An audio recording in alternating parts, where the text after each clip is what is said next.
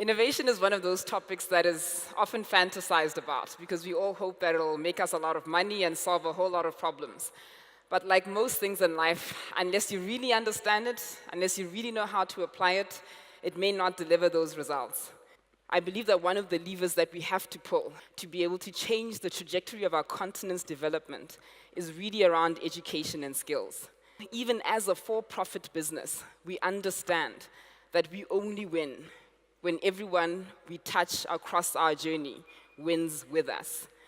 The biggest industry to be involved in today, if you want to remain relevant, if you want to generate sustainable profit, is to help the world spin a little faster in the right direction.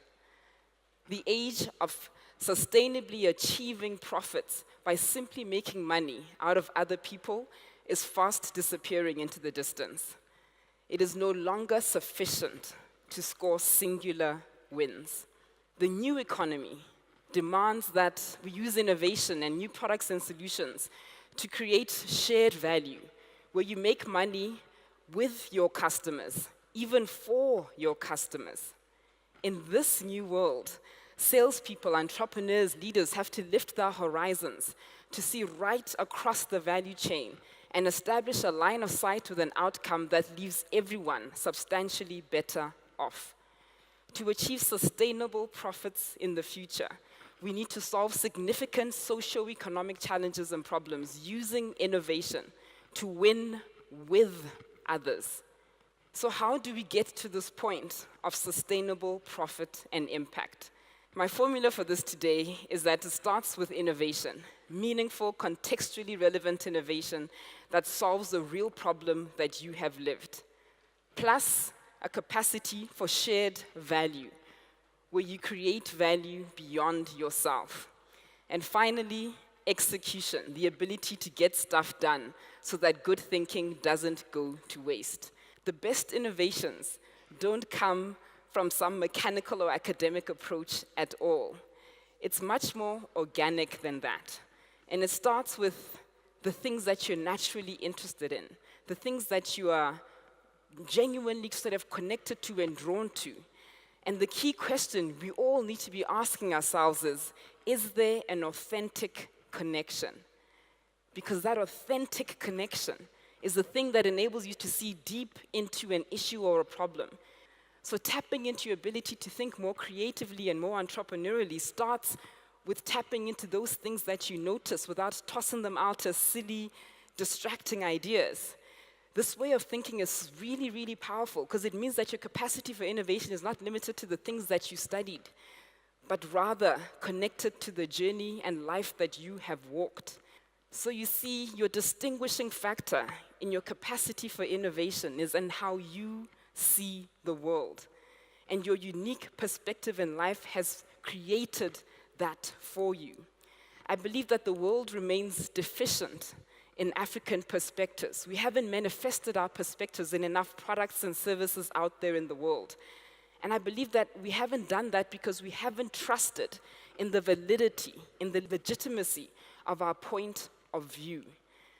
I always find it stunning that the guys from Airbnb put an air mattress in their lounge and had the audacity to believe that people would want to participate in that. I believe this is the primary source of competitive advantage today. Your perspective, you are the innovation. Ask yourself, what do you have the potential to offer that is so unique and compelling, that is so helpful, that no computer can replace you, that no one can outsource you?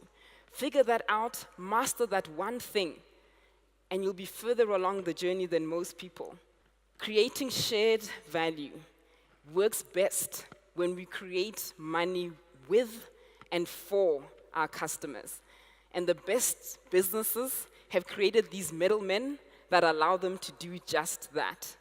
It isn't just the cool tech that got Uber and Airbnb out there. It's the fact that they created a sustainable income channel for so many people. They didn't just charge a subscription fee so that you get on their platform. They took the risk with you. They only win when you win. And obviously, their customers want to win. So they win too. The market today is also showing us that people are hungry for things that are inclusive and show positive change, and that we want to be part of something bigger. So Nielsen's study said to us that 73% of people will pay for goods that are more sustainable, and 56% will pay more for a product that is produced by a socially relevant company. So the market is highly responsive and wants to contribute where things are working and counteract where it is not. Creating shared value is powerful because it allows you to leverage public sentiment. It allows you to raise more awareness, get more attention, and ultimately more customers. Winning with others is the fastest way to grow your enterprise today. This brings me to the final point around execution, the art of getting stuff done. Everyone has awesome ideas, but most people don't get started, and even fewer finish. A lot of people get stuck in that beginning phase, sitting with their idea and trying to imagine the very end. And that big, hairy, audacious goal seems far too overwhelming, and you don't get started. The reality is that there's actually a couple of very real and scientific reasons why. The first thing is that the human mind is limited in its capacity to connect dots into the future.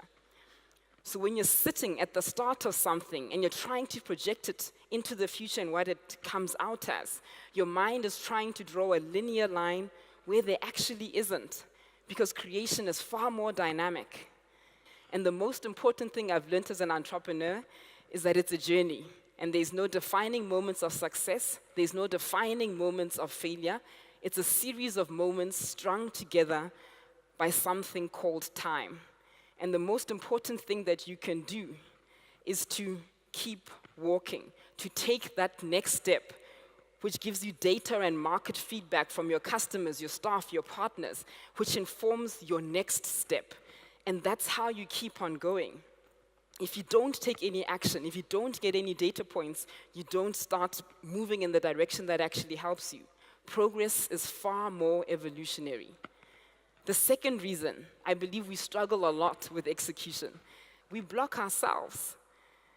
We have that special part in our brain where as soon as we get that instinct, it seeks to protect you from anything that's crazy, and all it knows is safe and not safe. It doesn't know maybe or perhaps or but or if or some bit of gray. And in that phase, we could get easily quite stuck. And the reality is that when you get that instinct, you will never feel like it's a good thing to try. You will never feel that you're smart enough or experienced enough or ready or you have enough resources or whatever your brain tells you. Mel Robbins talks a great deal about this, listening to those little voices. She talks about developing the skill. And she uses the word skill because it's something that you work on, the skill of acting on your instincts. You've got 5 seconds to make it happen. And when you get that instinct, you've got to count down from 5 by saying 5, 4, 3, 2, 1, and then move. Get up, make that call that customer, speak to your boss, your peer, send that email, move and take some action before your brain shuts it down and kills your instincts. So this little trick is pretty key to help you shift from being the kind of person that thinks about doing something to someone that actually does something, to get out of this knowledge-action gap where you know what to do, but you can't actually bring yourself to do it. The ability to turn innovation into profit, the ability to execute, comes down to a series of 5-second decisions over years. So the 3 questions or the few questions I want you to keep in your mind as you leave today is, am I being inquisitive? Am I observing? Am I noticing? Am I unearthing my most authentic and unique perspective? Am I driving shared value? Am I acting on my deepest and truest instincts? And can you tell that I have done so by looking at the work that I have done? Thank you very much.